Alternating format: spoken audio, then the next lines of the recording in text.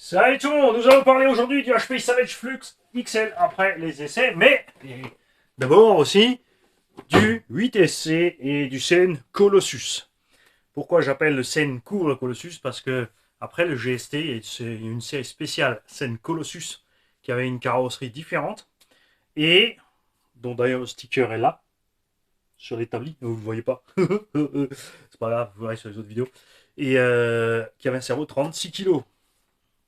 Donc en hommage à lui, ce petit bestiau. Le 8SC, avec donc cette suspension relativement dure devant et souple à l'arrière, avec qui se décroche à mort. Vous allez voir sur les vidéos, ben, ça se passe à merveille. J'adore les pneus d'origine. Je suis vraiment à l'aise avec. On a pourtant déchiqueté un pneu avant. Et je ne sais pas comment. Alors je ne sais pas si c'est décollé. Après les traces, c'est vrai qu'il est... Quand on a atterri d'une roue sur la route, ici, la colle a lâché, ce qui fait qu'après on a déchiré le reste du pneu. Mais, comme vous allez le voir, il a passé un pack, deux packs, trois packs, et ainsi de suite, et il a tenu bon, malgré qu'il soit déchiré, parce que ces pneus ont une particularité. C'est les seuls qui font ça. Regarde, à l'intérieur, on a une paroi épaisse doublée, alvéolée, jusqu'à sur la jante. Et c'est pour ça que j'aime bien ces pneus sur le côté, tu vois, même s'ils sont mous là, ils sont fermes ici. Bref, ça se passe bien, on a un 42-82 2000 kV dedans, on a un pignon de 15. Le pignon de 15 a eu un souci parce qu'on a pris un gravier ou quelque chose dedans, l'entretemps a bougé, on a sauté les dents. J'ai mis un pignon de 18 de X-Max dedans. Ma foi, ça marche bien, mais faut se calmer sur la gâchette. Hein. Avec le pignon de 15, on peut enchaîner les packs. Avec le pignon de 18, t'enchaînes pas les packs. Hein. Tu fais ton pack, ça dure 10-12 minutes quand tu fais le goré avec un pignon pareil. Et après, c'est chaud bouillant. Mais bref, il a tout tenu. Les impacts, les gamelles. On a traversé la route, on est tombé dessus. Le châssis est tout à fait plat. Ça marche à merveille, cette histoire de châssis 70-75 T6 embouti. Ou 60-61, pardon, c'est pas 70-75, c'est 60-61 T6 embouti. Et ce qui est très important, ce qui me manque sur beaucoup de châssis, Arma, Coralie, Traxas, etc., c'est le traitement de surface. Au bas haut, font des engins, des rollers, je vais à 250 € les buggy et les GT, 300 € le SC, tu as un châssis avec un traitement de surface. On a tapé sur la route, tu vois à peine les quelques rayures que j'ai. Pour avoir eu tous les autres, je te garantis que tu fais ça un ou deux packs avec Arma, Coralie et Traxas, en dessous c'est poncé. Hein. Le traitement de surface est vital. C'est pas seulement utile de mettre un méga gros châssis. Là, on a 3 mm. Un châssis de S, c'est un 3 mm, là où les autres mettent 4 parce qu'ils ont mis de l'alu meilleure qualité. Plus c'est le dernier nerveur là, moi je suis totalement fan. Donc là, j'attends les deux tourelles RC by J en carbone, puisque les tourelles d'origine, Jean-Marc avait un petit souci avec, c'est tordu un petit peu. Donc moi je vais mettre les tourelles carbone, comme ça c'est propre, parce que on a un petit projet avec les bestiaux. Celui-là, donc, j'ai juste imposé de quelque part où il y a de la place. Ça va être chaud. Un peu de place, c'est magnifique. Hop. Heureusement, j'ai vendu du matos. Ah, ben, Dieu. Bien. Ensuite, nous avons le Sen Colossus. Alors, dans les deux cas, que ce soit le Colossus ou le Savage, ouais, j'ai mis le micro là, tu m'entends? Ben. Ouais, j'aime bien l'effet de son que ça donne quand il est comme ça. Et puis, je peux tourner autour de la table, je touche pas avec la tête. Non, c'est bon. C'est un nain, Annie, c'est un nain. Très bien. Ce Sen Colossus qui est donc un Reaper avec un châssis de GSTU. On a l'avantage par rapport aux anciens qu'on a donc les nouveaux triangles qui ont beaucoup plus de matière puisqu'on a les amortos plus gros. Donc ça les renforce. On a les amortos, les triangles supérieurs donc, qui étaient renforcés par rapport aux anciennes séries. Atterrissage en face sur le goudron, il y a une vis qui est sortie, elle n'a pas aimé, c'est pas grave, hein, on va la sortir de là. Comment je vais sortir ça? C'est très simple. Je vais me foutre le tournevis en dessous, je vais la redresser un peu, je vais prendre la pince et je vais la sortir la pince. Fin de l'histoire. Celle-là, je vais l'entailler, je vais prendre le tournevis plat, et va la sortir aussi. On va mettre deux autres. Ça va être là. Suspension, je suis très content des réglages de Tonton Jus. Les diffs sont un peu trop détendus, par contre on mouline trop vers l'avant. Et sur l'avant aussi, on est trop détendu de gauche-droite. J'ai mis des Exat 17 dessus pour pouvoir mettre les Big Joe qui se sont aussi un peu décollés. C'est des pneus que j'avais depuis un moment, ils avaient déjà plein de colle dessus, on a nettoyé et tout, mais ça n'a pas suffi. Faut le faire refaire. Sinon, rien. Il y a une carrosserie Alsace dessus, évidemment, ça aide, c'est clair. Moi, je vais mettre des plots plus longs, je vais remonter un peu la carreau. Je ne sais pas si je vais rester sur les Big Joe, parce que les Big Joe, justement, on y arrive, au petit favela. Tu vas voir. Toujours évidemment agréable sur les scènes, le fait que tu aies une direction digne d'un buggy. Un angle de braquage de fou. Évidemment, dans les parties glissantes, ça pose problème. C'est vrai que sur les parties glissantes, le Wao et le Savage, ça ne dérange pas cette direction un peu faiblarde, enfin en angle de braquage. Mais dès que ça a du grip, ça peut être problématique. Là, il suffit de diminuer ton dual rate et puis voilà, ça tourne moins. Hein. Mais ça, c'est vraiment le gros plus de ce scène, c'est la direction du châssis plus haut au centre. Parce que ce bestiau-là, c'est l'erreur principale qu'ils ont fait. Pour moi, c'est bien beau de faire LCG pour ceux qui ne savent pas rouler, parce qu'il faut tout rabaisser, parce que quand il se renverse, oh là là, il faut aller chercher la voiture. Arrêtez de faire les lavettes. Alors une lavette, c'est pas un terme homophobe, hein, attention, oui, faut pas les vexer non plus. Il n'y a que eux, généralement, se vexent pas, c'est les gens autour d'eux qui se vexent pour eux. J'en connais plein, hein. Plein de potes homosexuels, que ce soit des mâles ou des femelles, et en fait, ils en ont rien à foutre de tout ça, ils se font de la gueule. Ils regardent les hétéros se faire des flancs et des nœuds au cerveau tout seuls. Alors, la lavette, c'est tout simplement, tu as un gant de toilette, et la lavette, c'est mou, tu vois, c'est comme ça, tu vois. C'est toujours, ah, c'est sale, ah, ça a mal, ah, il m'a roulé dans le pied. Ces gens-là, c'est saoulant. Bien, donc, j'en ai tout, cette histoire de lavette. Ouais, pneus d'origine, on va commencer par là. Les pneus d'origine, alors déjà, on se dit qu'avec ce profil-là, dans l'herbe, comme les Blockade, par exemple, ça va être bien. Et ben, perdu, c'est pas bien. Ce profil dans l'herbe s'avérait être vraiment décevant par rapport aussi aux autres que j'ai monté sur les Mag 8. Les Dirty Bones sont excellents, ça c'est nul. Tu veux accélérer, il n'y a pas moyen d'aller tout droit proprement parce qu'il y a toujours un pneu qui ballonne plus que l'autre, ça part dans tous les sens sans cahuète. Franchement, navrant. Alors, ça allait bien sur le terrain de pétanque, ça s'arrête là, donc dans le sable et la terre. Peut-être en forêt, ça ira bien, mais voilà. En forêt, on aime bien des gros crampons, pas des petits picous. Hein, c'est couillon. Bien. Et surtout, décollage immédiat. Attention. Moi, j'avais déjà fait un essai statique en 4S. Ça m'a décollé la moitié des pneus. J'ai recollé cette moitié qui s'était décollée. Et là, en roulant, eh ben, c'est la suite qui est partie. Regarde, on en a un. On en a deux. Et on en a trois. Dans celui-là, il a tenu. Ça, c'est celui que j'avais recollé, tu vois. Celui-là, qui a recollé ici. Il a tenu. Il y a, bon. Et 4. Et 3, pardon. Et celui-là aussi, il est parti. Celui-là, j'avais recollé l'arrière. Et franchement, regarde, il n'y a même pas de colle dessus. C'est quoi ces trucs? Mais chez Traxxas, c'est pareil. Hein. Et chez Arma aussi. Et chez Coralie, j'ai pas décollé de pneus chez Coralie. Plus 1 point pour Coralie dans le coup là. Et Proline aussi. Hein. Jetco, ça bouge pas, mais bon. Jetco, c'est lourd. Du coup, on a mis les Big Joe. On en avait un qui était décollé, mais on s'est dit ça va aller, puisque c'était passé sur le scène. Ça nous a permis au moins de passer, pas tout à fait un pack, parce que c'est là que les ennuis ont commencé, à vrai dire, au deuxième pack. Au premier pack, déjà, on a coupé au bout de 9 minutes. Je me suis dit, ah ben Dieu, voilà, elle pompe un petit peu, la cochonne. Hein, oui, ça fait un peu un cochon de l'espace, là, 21e siècle. Cochon un peu carré, quoi. Et la carrosserie. C'est pas aussi moche que le dernier techno, mais... non, ça va. Bref, donc je me suis dit, ouais, ça consomme à mort. C'est bizarre quand même au bout de 9 minutes cette coupure. Donc on a remis en route, on a fait quand même effectivement encore une 30. Et là, on est arrivé en coupure, il a freiné. Ensuite, je suis passé sur le Seine. On a mis les roues, les Big Joe là-dessus. Et là, déjà, pour commencer, hein, là, ça ressemble à un MT. Sans déconner. Hein. Là, ça ressemble à quelque chose. C'est sympa. Bien. Il y a de la bouille. Perso, je trouve que c'est trop. Je m'attendais pas à ce qu'ils mettent les élargisseurs plus les jantes à déport.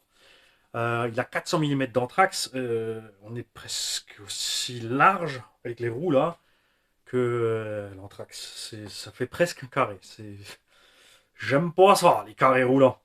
Donc, je vais. À la base, j'avais ces pneus sur des jantes 0 offset. Donc, je vais aller les recoller. Puisqu'il sait décoller. On va les recoller peut-être sur les jantes 0 offset ou trouver autre chose. Mettre plutôt de la jante sans déport. Petit retour là-dessus. Pour ceux qui ne savent pas de quoi je parle. Je vais te sortir des roues avec et sans. Celle-là, c'est pas la peine, elles en ont. Celle-là, elles en ont. Voilà. Ceci est une roue qui n'a pas de déport. C'est-à-dire que la fixation de la roue sur la jante est au bord extérieur. Plus ou moins quelques millimètres toujours. Hein. C'est pas, va pas faire le buter.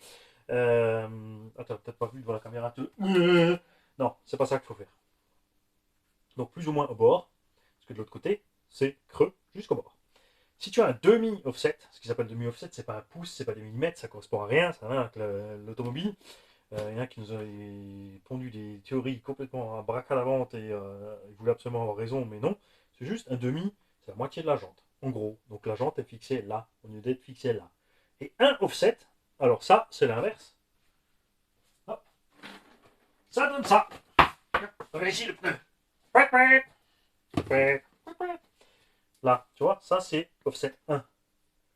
La fixation de la jante est à l'arrière, au fond de la jante. Offset 0, offset 1, offset 1,5. Après, chacun fait ce qu'il veut. Comme dit, c'est pas précis, c'est grosso merdo. Hein. Il y a vraiment des variations de.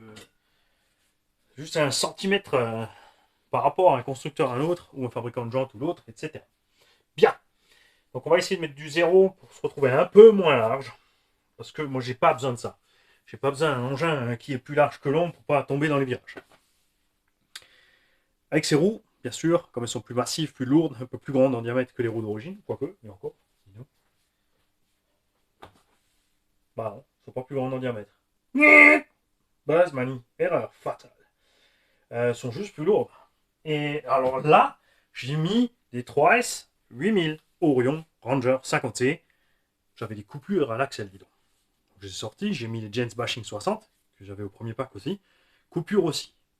Par réfléchir plus loin, en fait, ce qui s'est passé, c'est une coupure thermique. Pour les raisons qu'on a nommées pendant l'unbox. La carreau, bah, elle n'a pas vu grand chose. Hein. On a fait un pack donc d'une douzaine de minutes et on a jonglé avec 2 autres packs pour faire une autre douzaine de minutes. On va dire qu'on a fait 2 runs avec la machine. On ne s'est pas vraiment spécialement cassé la gueule. La carreau, grand classique, évidemment. On a un trou là derrière. La vis de la Morteau, comme toujours, a traversé la carrosserie parce que ça fait 20 ans qu'ils font cette boulette, tous, Sen, Obao, et tout le monde. Tout le monde. Il n'y a que Traxas qui a compris avec sa cage qu'on déchire toujours le cul sur les supports qui sont en dessous. Il n'y en a pas un qui fait un truc arrondi en dessous pour que la carreau. Bref, ils s'en foutent. Ils veulent vendre. Bien, donc on a déjà trouvé la carreau. C'est pas grave. On a plein de renforcés. Là-dedans, j'ai un grilsan et tu vas comprendre pourquoi après. Bien. Plein de gens ont dit ouais, c'est problématique avec les câbles pour la place. Non, en fait, il y a large la place pour les câbles. L'espace qui est là-dedans suffit largement pour les prises. Je conseille par contre de faire une petite découpe pour pouvoir passer le câble au-dessus ou en dessous, selon tes batteries. Évidemment, aussi derrière, si tu as un long câble de batterie, tu veux le faire longer le bord, il y a la place pour le mettre. Ce qui a merdé, c'est ça. Le loquet pour la batterie, ça, c'est une merde. C'est fixé sur une vis M3 à plastique, donc on n'a pas tout à fait un trou 2 dans le plastique. Et, ben, ce côté, ça s'est arraché. Parce que j'avais un tout petit peu de pression avec le câble sur le truc, là. Ça a viré direct. Donc pas solide du tout. De toute façon, ces gros machins là, ces grosses protections, je trouve ça moche. Je vais mettre certainement une sangle lipo noire et comme dit un petit cache dessus sur la lipo. Je roule avec la hardcase, de toute façon ça posera pas de problème. du tout, même sans cache. Ouais, pas terrible. J'ai même envie plutôt d'acheter les vieux bacs. L'autre chose aussi, c'est qu'ils ont mis ces bacs au milieu. Et je vais très certainement prendre quand même les bacs à l'ancienne et les fixer plus en avant.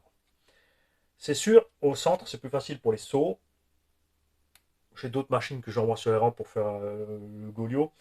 Donc je vais peut-être avancer mes bacs pour gagner un peu de confort de conduite, pour gagner de la motricité avant, tout simplement pour laisser le nez plus longtemps en bas. Ça n'empêchera rien en l'air avec la puissance qu'on a embarquée. Avec le poids total 6,3 kg, 6,5 kg, là, le 2200 kV avec l'étachement qui est à bord est limite. Donc ça pompe pas mal de jus, ça chauffe. Avec les roues plus lourdes, c'était un problème. On a un pignon de 16. À voir si on peut mettre plus petit.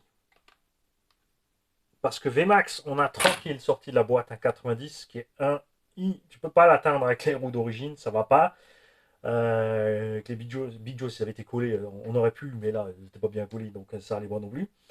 Mais j'étais pas sûr, mais là, première vue comme ça, on a encore de l'ajout en bas. Donc, je pense qu'on peut, mais c'est là que ça va être juste, hein. C'est là que ça va toucher. Et ça, c'est une connerie qu'ils font depuis le début. On a toujours l'axe de slipper ici qui a ras du support moteur.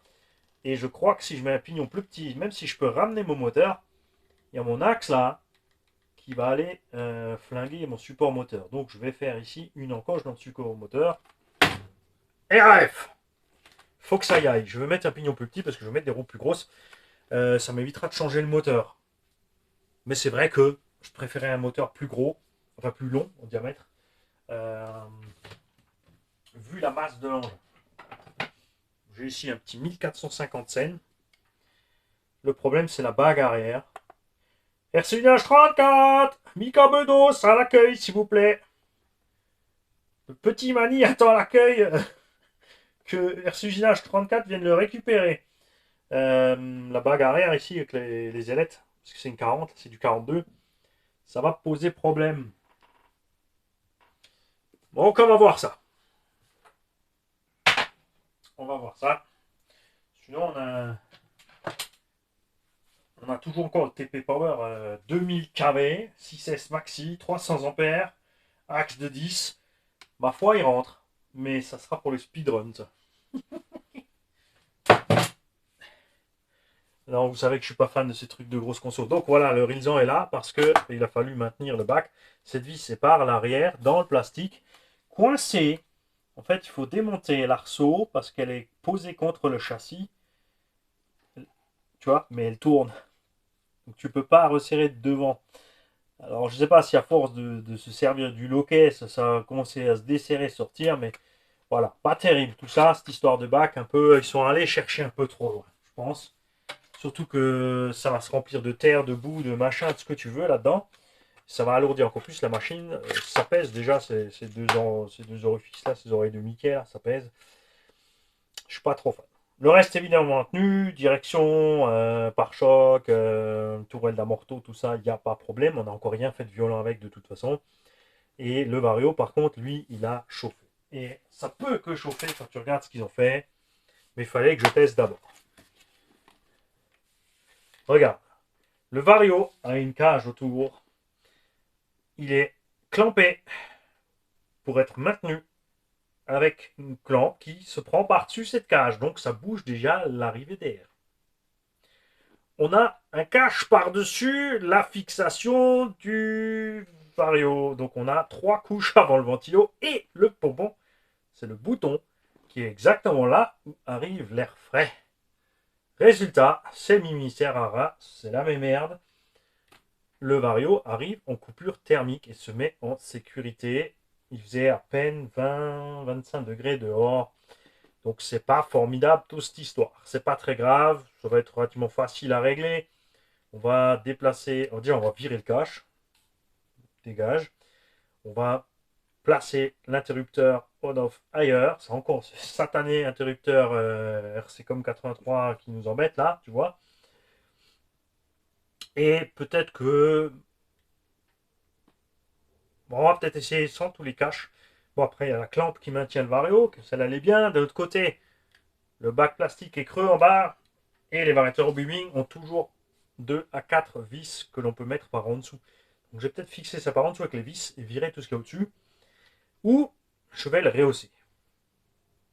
Parce que bon, ça ne va pas déséquilibrer grand-chose d'avoir le vario plus haut. Dans le temps, il était monté là, ici, là derrière, en haut. Ça ne dérangeait pas non plus, il était bien ventilé, il ne chauffait pas. On va peut-être le monter un petit peu ici, histoire qu'il soit à l'air frais. Parce que là, c'est pas possible. Donc le premier essai a été gâché par les pneus. Le deuxième essai par les cut-off température. Sinon, c'est sympa, c'est agile, je suis content avec les huiles que j'ai mis dedans, c'était pas mal. Peut-être encore durcir plus tard, on verra ça. Euh, il s'est pas trop. On est passé dans les graviers quand même, c'est vrai qu'il s'est pas rempli de gravier finalement en fait. Pas tant que ça. En dessous, le cache c'est de la déco, pure et simple. Euh, très très mou, se découpe très vite. Et regarde là, il est resté enfoncé déjà, au moins de petit impact au milieu en fait, il se plie et il va rentrer. C'est ouais. C'est vraiment juste pour avoir fait autre chose esthétiquement qu'ils ont fait ce truc. Donc voilà. Je suis pas déçu parce que je connais la bête. Je suis déçu des pneumatiques. Je pensais vraiment dans l'herbe, on serait bien à l'aise avec. Je suis déçu parce que j'ai oublié d'emmener d'autres roues. J'aurais dû emmener mes Louise Pionnière là. Pour être tranquille, j'aurais dû le faire et j'ai oublié. Donc c'est pas 100% de la faute de HPI, c'est la mienne. J'aurais pu aussi décoller les pneus et les coller comme il faut tous déjà, mais ouais, quand ils sont collés, c'est quand même embêtant de les décoller exprès pour les recoller. J'aurais pu mieux recoller les Big Joe et j'aurais pu ne pas oublier d'emmener mes Louise. Tu vois, ça fait quand même pas mal de paramètres. Donc la suite des tests va venir, on va y aller un peu plus fort crescendo, on va passer évidemment en forêt avec. Et dès que j'aurai réglé ce problème de pneumatique et comme dit, soit j'arrive à passer un pignon plus petit là-dedans, on a un peu de marge, hein, c'est vrai. On va descendre ce pignon, franchement. On a un 16, sur 90 km/h des brouettes avec les pneus qui ballonnent dans un MT, c'est pas utile. Je l'ai vu sur l'autre là-bas, j'ai été un petit 75. Le sledge arrive aussi à un peu plus de 80 parce que les pneus qui ballonnent, sans les pneus qui ballonnent, il est aussi un petit 70-75. Moi, ça me suffit. Après, comme dit, il faut un minimum de ballonnage pour rentrer le figure si tu veux faire des figures. Mais c'est surtout l'autonomie. Parce que si tu veux rouler avec des perfs pareils, 80-90 km/h avec un engin de ce poids-là, eh ben, va falloir mettre vitesse. Tout simplement. Là-dedans, c'est facile de mettre deux Gens Bashing 4S. Un moteur,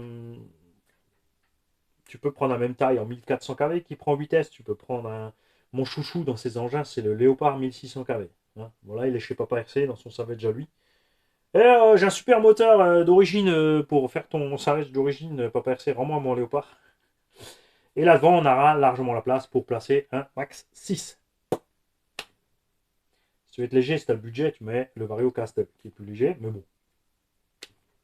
Un VXL8, ça va très bien aussi. Moi, je les aime bien. Je comprends ceux qui sont embêtés avec, mais moi, je les aime bien. Un petit VXL8 là-dedans, et voilà. C'est vrai que ça va certainement arriver aussi qu'ils vont nous faire des clamps pour des moteurs plus grands. Pas HPI, mais KCRC, M2C, RC H34, pour peut-être glisser là-dedans un moteur 4985 ou le surpasse 45-85 1100 kV là-dedans, avec un vitesse, moi je pense que ça irait bien. Pour avoir cette sauvagerie d'origine qui nous sortent là de la boîte avec le 6, mais en 8 pour justement ne pas être entre 9 et 12 minutes à la coupure et tout qui fume. Donc Jonathan Girard vous dit à tous de faire très attention, le slipper est pas assez serré d'origine. J'ai fait un run, le premier run c'est allé, au deuxième, et ben ça n'a pas loupé, il s'est desserré, ça a fumé. Et les noix centrales, il faut les resserrer aussi. Elle dit faites gaffe à ça, ça se dessert. Et quand Jonathan Girard, donc les gars Joes, les mecs, allez voir la chaîne, les gars Joes, vous dit ça, et ben vous le prenez pas à la légère, vous le faites, il sait de quoi il cause. Et t'as vu ça? Effectivement, un demi-tour. Il n'a pas l'habitude de raconter n'importe quoi. Ça me plaît. Hein? comme toutes les chaînes dont on parle régulièrement ici, bien. Ceux qui se font mancheter à gogo, évidemment. Là, tu peux les croire un peu moins. Alors, tous ceux qui ont ce Savage, qui ont déjà roulé plus que moi, n'hésitez pas à commenter. Ça a super bien marché avec le Sledge. Ça m'a fait très plaisir de voir beaucoup de gens commenter. Dire voilà, j'ai roulé 10 packs, 11 packs, 30 packs, 40 packs, 60 packs avec mon Sledge. J'ai cassé ça, ça, ça, ça, ça. Mais les mecs ont été clairs. J'ai cassé tige d'amorto sur. Je me suis pris une autre voiture dans la tige. J'ai cassé un triangle sur ça. J'ai cassé ça. On a tous donc le souci du châssis qui fait des formes bizarres, mais ça roule toujours. Hein. Et j'aimerais la même chose ici sur ce HPI Savage, que vous ayez le X Flux, le court. Donc attention, le X n'a pas de diff central. Si vous l'avez ajouté, signalez-le, dites voilà, j'ai le court, mais j'ai mis le diff. Si vous n'avez pas le diff central, évidemment, la conduite est un peu différente. Il est plus court, donc il se lève plus vite. Il n'y a pas de diff central, donc il est très brutal sur l'équilibre avant-arrière.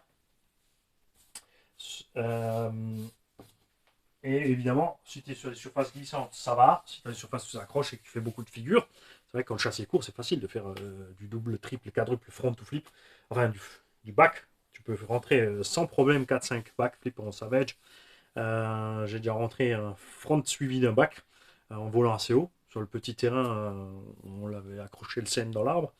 Là où j'ai laissé tomber le sledge de 3 mètres. Quand il a pris la branche, il s'est pris pour un Stuka, mais qu'il a fini en P0 plutôt. Et ce genre de choses là-bas. Je suis content d'avoir repris un Savage, honnêtement. Cette histoire de châssis, bah là, ça, par contre, en forêt, je me demande. Quoi qu'il il reste haut quand même, hein, on est bien. On a quand même presque un point. Presque. On a un peu moins qu'un point que ses roues d'origine. Le Seine on a plus qu'un point. Le REO, on n'en parle pas. Là, tu mets ça sous le châssis. Tu arrives à mettre les 2 points pratiquement sur le REO. Dans ce domaine-là, c'est celui qui a le plus de garde-sol central. En fait. Ah ouais, large. Bien. J'ai oublié quelque chose? Je ne pense pas. Le micro n'est pas accroché là. Donc tout va bien. Parce que ça, c'est un autre truc rigolo en fait. Quand je mets le micro là, que je vous fais les vidéos là, quand j'arrive à l'étage après, je baisse plus la tête parce que j'ai l'habitude de faire attention de ne pas l'écraser. Et Gigi me regarde toujours et me fait t'as pas ton micro, patate. Oui, c'est mon petit surnom. Elle m'appelle grosse patate.